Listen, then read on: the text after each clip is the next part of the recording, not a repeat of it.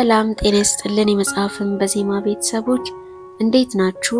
ዛሬ በዙቤዳ በሌላኛው ርዕስ ተመልሼ መጥቻለሁ። አብራችሁን ቆዩ። ዙቤዳ፣ ደራሲ አሌክስ አብርሃም፣ ተራኪ መክሊት። እግር በእግር። አንድ ቀን ሰይጣን በመንደሩ ወደሚፈሩትና ወደሚከበሩት 10 አለቃ ደባልቄ ግዛው ቤት ሄደና ቀዳሚም ተከታይም ሳያደርግ ደባልቄ ብሎ በስማቸው ጠራቸው።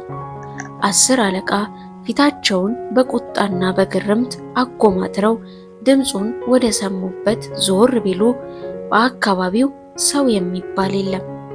እዚህ ሰፈር አንድም ሰው የ10 አለቅነት ማዕረጋቸውን ሳያስቀድም የአባታቸውንም ስም ሳያስከትል እንዲህ ንፋስ እንዳነሳው ፌስታል ስማቸውን ለብቻው አንጠልጥሎ የሚያነሳ ሰው የለም።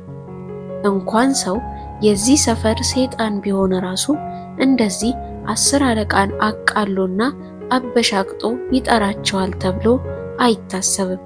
እንዴት ሆኖ ምን ሲደረግ? እንግዲህ 10 አለቃ የተጣሉ ባልና ሚስት አስታርቀው ገና መመለሳቸው ነበረ። ልክ በራቸው ላይ ሲደርሱ ነው ሰይጣን የጠራቸው። ምን ይጠራቸዋል? ያዋረዳቸው እንጂ።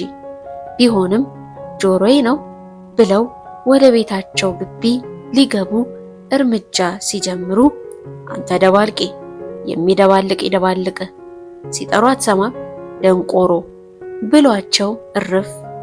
በዚህ ቢበቃማ ጥሩ ነበረ። ምን ያሯሩጣል? ያቺ መንሽግር ሚስት እንደሆነች የትም አትሄድብህ፣ ተወዝፋ ነው የምትጠብቅ ሲል ዘለፋቸው። 10 አለቃ መጀመሪያ በተናጋሪው ድፍረት ግርም አላቸው። ቀጥሎ የንግግሩ ትርጉም አይምሯቸው ሲተረጎም ደማቸው ፈላ። ላለፉት 40 ዓመታት እንዲህ ተንቀውም እንዲህ ደማቸው ፈልቶም አያውቅም። ከዘራቸውን ጠበቅ አድርገው ጨበጡና ድምፁን ወደ መጡበት ፎክረው ዞሩ። የአንበሳው ግልገል፣ በአካባቢው የሰዞር የለም። እንኳን ፊት ያላገኘሁት ደመ ከልብ አድርገው ዘብጥያ መውረዴ ነበር አሉና ከዘራቸውን ወደ ግራ እጃቸው አጋብተው ከዘራ በያዙበት እጃቸው አማተቡ።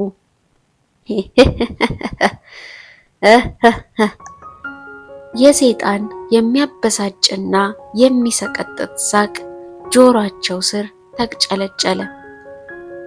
ድሮም ከእግዜራችሁ በፊት ዱላችሁ ነው ትዝም ቢላችሁ፣ ነውጠኛ ሁሉ የምትጀልጠው ስታጣ ታማትባለህ። አይ ሸፋፋ 10 አለቃ አለ ሰይጣን ቀድሟቸው ግቢያቸው ውስጥ ገብቶ ከጀርባቸው ከቆመ በኋላ። 10 አለቃ ግራ ተጋቡ። ንዴታቸውን ዋጥ አድርገው እየተጣደፉ በቁጣ ወደ ቤታቸው በር ገሰገሱ። 10 አለቃ አቋማቸው እንደ ሰንበሌጥ ቀጥ ያለ ስፖርተኛ አቋም ነው። ሰው ሁሉ አቤት ቁመና ይላቸዋል። ሰይጣን ግን ወደ ቤታቸው ሲጣደፉ በሚያበሽቅ ንግግር ሸፋፋ ሸፈፍ ትላለህ፣ ሲራመዱ አይተ ደግሞ ወታደር ነኝ ይላል እንዴ? ይህን ደጋን የመሰለ እግር ይዞ እንኳን አገር ልትጠብቅ በዚህ ሸፋፋ እግር ሚስትህንም አትጠብቅ። ተመልከት የእግርን ክፍተት። በልጅነት ፀሐይ አላሞቀችም ያቺ ጨብራራ እናትህ። 10 አለቃ ከሳቸው አልፎ እናታቸውን ማዋረዱ ቢያንገበግባቸውም የተናጋሪው ማንነት ስለገባቸው እንደገና አማተቡና የማርያምን ብቅል ፈጭቻለሁ ቱ አንተ ፖለቲከኛ ሰይጣን ብለው አንዴ ወደ መሬት አንዴ ወሰማይ ትፍ ትፍ ቀጥለው አድርገውም አንተ ክፉ አውቄያለሁ፣ እንዲያቅልሎ የሚጠራኝ እንዳንተ ያለው ቀላል እንጂ ሌላ እንደማመች አጣሁት ካሉ በኋላ ቆይ ላገኘህ በሚመስል ዛቻ ከዘራቸውን ነቀነቁና ነጠቅ ብለው በመራመድ ወደ ቤታቸው ገቡ። ሰይጣንም አጀንዳውን ከፍቶ 10 አለቃ ደባልቄ በሚለው ፊት ለፊት በቀይ እስክሪብቶ ራይት አደረገ። መንገዱንም ቀጠለ እየሳቀና እያፏጨ።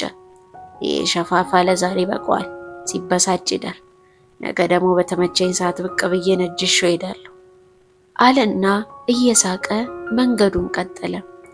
ከ10 አለቃ ቤት ግራና ቀኝ ባሉት ጫት ቤቶች ተኮልኩለው ጫት የሚቆሙትን ወጣቶች በኩራት እየተመለከተ ርስቴ እየተስፋፋ ነው ብሎ እየኮራ ቁልቁል ወደ ወንዙ። በእርግጥም ሰይጣን እንዳሰበው 10 አለቃ ሌሊቱን እንቅልፍ ባይናቸው ሳይዞር ነበር ያደረው። እንደዛ ያበሻቀጣቸው ሰይጣን ነው ለማለት ጥርጣሬ ገባቸው። እኔ የትኛው ቅድስና ኖሮኝ ሊፈትነኝ ይመጣል አሉ ለራሳቸው። እንደውም አንዱ ጎረቤታቸው ተደብቆ እንደሰደባቸው ጠረጠሩ። ማን ሊሆን ይችላል? ሌሊቱን ሙሉ ተብሰለሰሉ። እቺ ጎረቤት የት ነበርሽ ትሆን እንዴ? የለም ድምፁ የወንድ ነው። ግንበኛው አሰፋ መሆን አለበት። እሱ ለካ ለስራ ክፍለ ሀገር ከሄደው ለትሆኑ እና ማን አባቱ ነው። ወደ ንጋቱ ላይ አንድ ሐሳብ ብልጭ አለላቸው። አረጋ፣ ድንበር እየገፋ የበጠበጣቸው ጎረቤታቸው አረጋ። እረ እሱስ ሚስታቸውንም በምኞት አይኑ የሚቃይ ጥጋበኛ ነው። ድምፁም መጣላቸው፣ ራሱ ነው። አገኘሁት ብለው ዘለው ከአልጋቸው ተነሱ። ሚስታቸው እማማ የውብዳር በ10 አለቃ አነሳስ ደንግጠው በስመ አብ ምን ሆኑ ሲሉ ጠየቁ። ዝም በይ ሸፋፋ ሲሉ ሚስታቸውን ሰደቧቸው። ከሰይጣን በተዋሷት ያደረች ስድብ 10 አለቃ ከዛ በፊት ሚስታቸውን ሰድበው አያውቁም ነበር። ልብሳቸውን ለባብሰው እየተጣደፉ ሲወጡ ሚስታቸው አልጋዎቸው ላይ ሆነው አሰቡ። ይህን ሁሉ ዘመን አይቶት የማያውቀውን የእግሬን መንሻፈፍ ዛሬ እንዴት ታየው? ምናልባት ወጣት ሴት አይቶ ይሆን? ማን ያውቃል?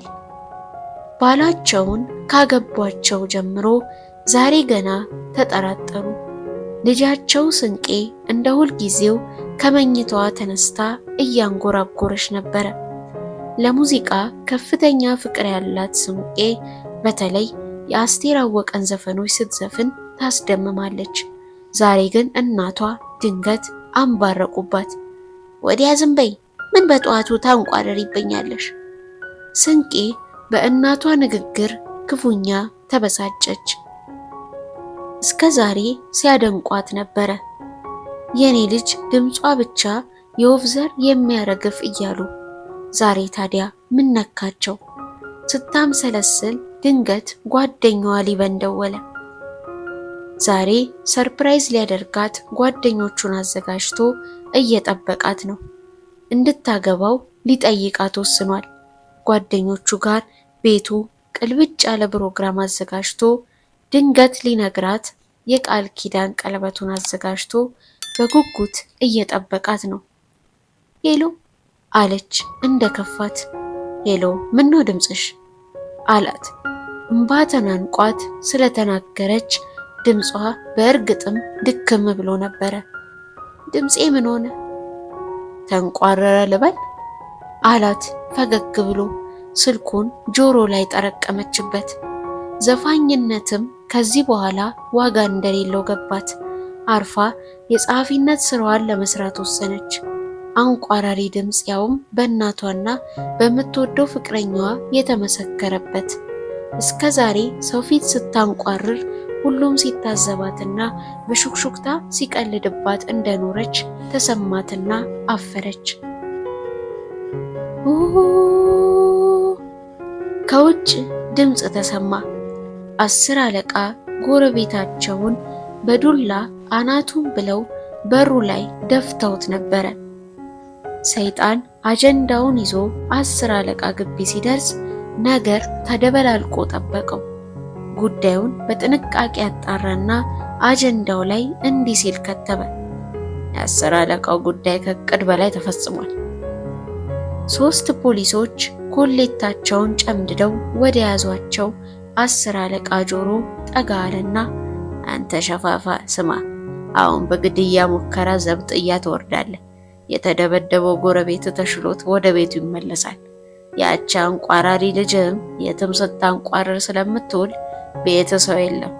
ሚስትህና ጎረቤት ብቻቸውን እዚህ ሰፊ ግቢ ራስ አልጋ ላይ። አይሸፋፋው። ይልቅ ሚስት አይን እያየ ከምትወሰድ አንዱን ፖሊስ በካራቴ ድፋውና አምልጥ። ወታደር አይደለ? 10 አለቃ አይደለ?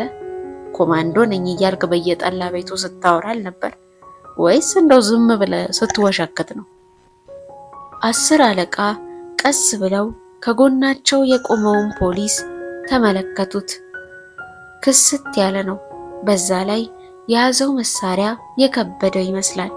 ሁለቱም ፖሊሶች ቢሆኑ ያን ያህል የሚያስፈሩ አይደሉም። ቀላል ነገር ናቸው። ይህንንስ መሳሪያውንም መንጠቃቅተኝ ሲሉ አሰቡ። ፖሊሶቹ 10 አለቃን እያጣደፉ ወደ ጣቢያ ወሰዷቸው። ዷ ዷ መንደርተኛው ከሩቅ የተኩስ ድምፅ ሰማ። ምንድን ነው?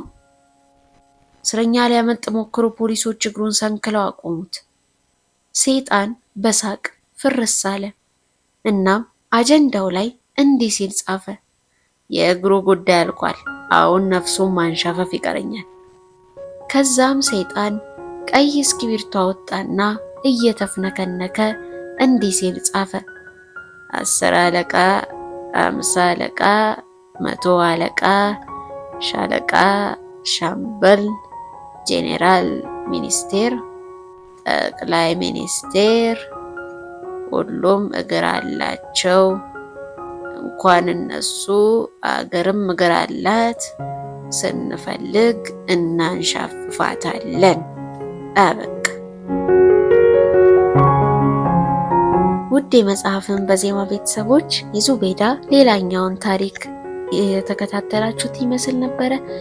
በቀጣይ በሌላ ታሪክ እስከምንገናኝ ሰላም።